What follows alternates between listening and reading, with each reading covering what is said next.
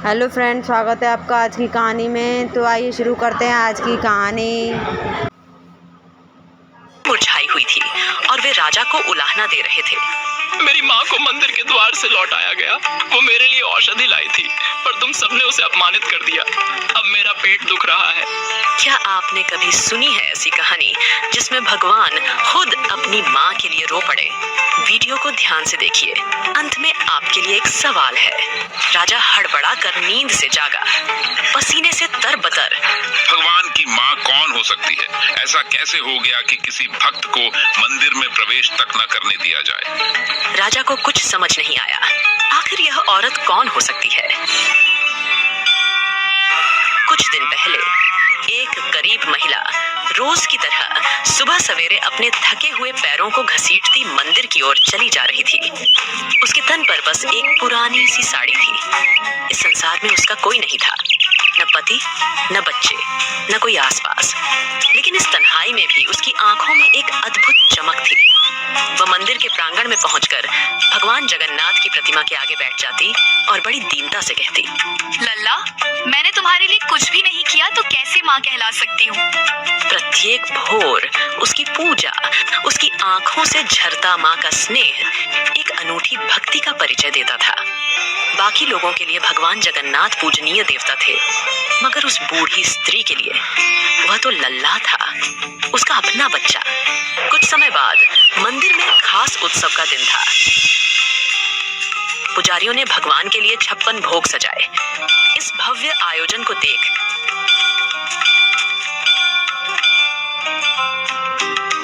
वह महिला थोड़ा बेचैन हो उठी। इतना सारा खाना, मेरा लला इतना सब कुछ खाएगा तो कहीं उसके पेट में दर्द ना हो जाए। उसकी आंखों में चिंता के आंसू थे। उसे याद आया कि उसकी अपनी माँ पेट दर्द होने पर उसे नीम का चूर्ण खिलाया करती थी। मन में वादा किया, कल मैं भी अपने लल्ला के लिए नीम का चूर्ण बनाऊंगी। रात के अंधेरे में उस महिला ने अपनी कुटिया के बाहर से नीम की टहनियां इकट्ठी की।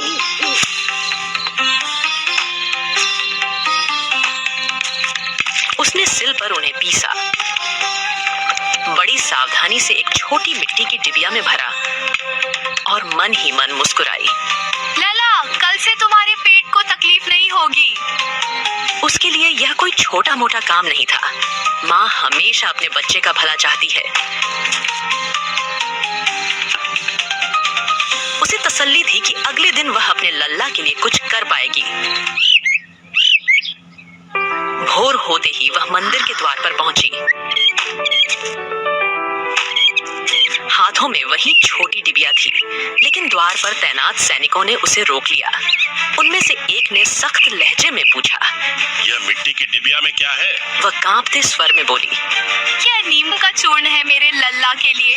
उन्हें इतने तरह के मिष्ठान चढ़ते हैं, कहीं उन्हें पेट दर्द न हो जाए। सैनिकों को उस पर हंसी आ गई। एक ने कठोरता से कहा, पागल हो गई हो क्या?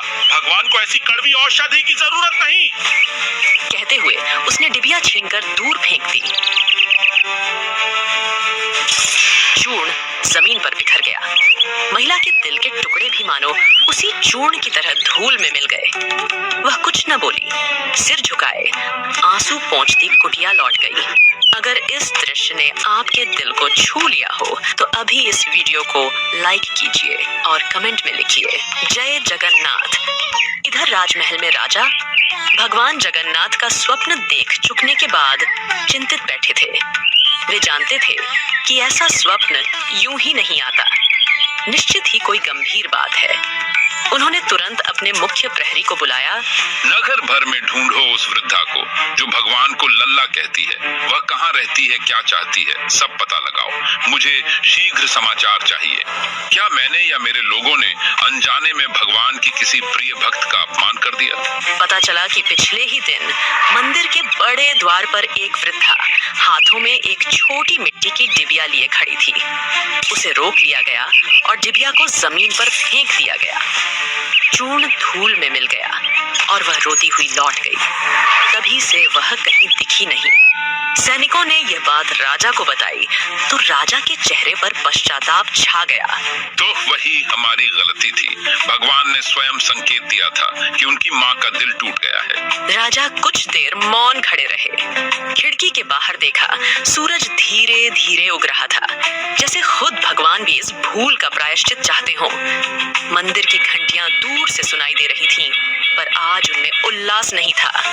एक माँ की चुप्पी, एक ईश्वर की पीड़ा और एक राजा का पश्चाताप, तीनों जैसे सन्नाटे में गूंज रहे थे।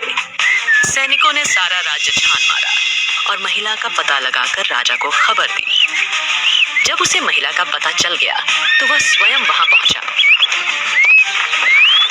टूटे दिल से वह उस बूढ़ी स्त्री के चरणों में झुक गया और बोला, माता, मुझे क्षमा कर दो। मैं अज्ञानता में तुम्हारी भक्ति न पहचान सका। तुम तो स्वयं भगवान की माँ हो। तुम्हारा अपमान करके मैंने जगन्नाथ को भी दुख पहुंचाया है। महिला की आंखें पहले तो विस्मय से फटी, फिर आंसू छलक उठे। वह बोली, मुझे तो अपने लल्ला की फिक्र थी। मैंने उनके लिए नीम का चूर्ण बनाया था। सैनिकों ने मेरी डिबिया फेंक दी।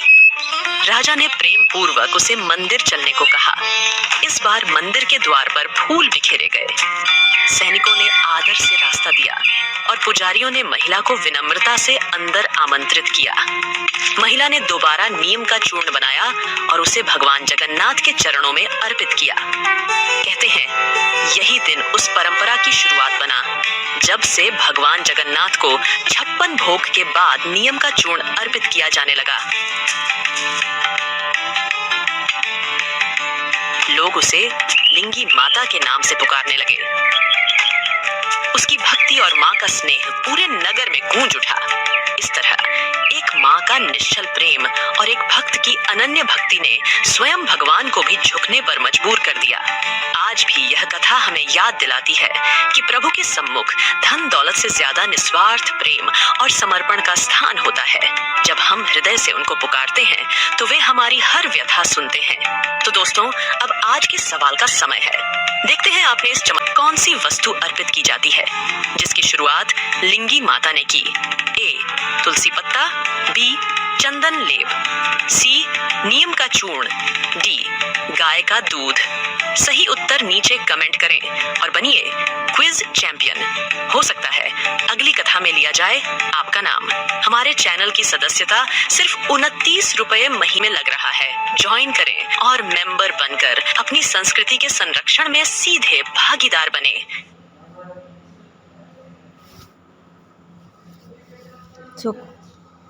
कहानी अच्छी लगी हो तो चैनल को लाइक करें, सब्सक्राइब करें और ज़्यादा से ज़्यादा शेयर करें।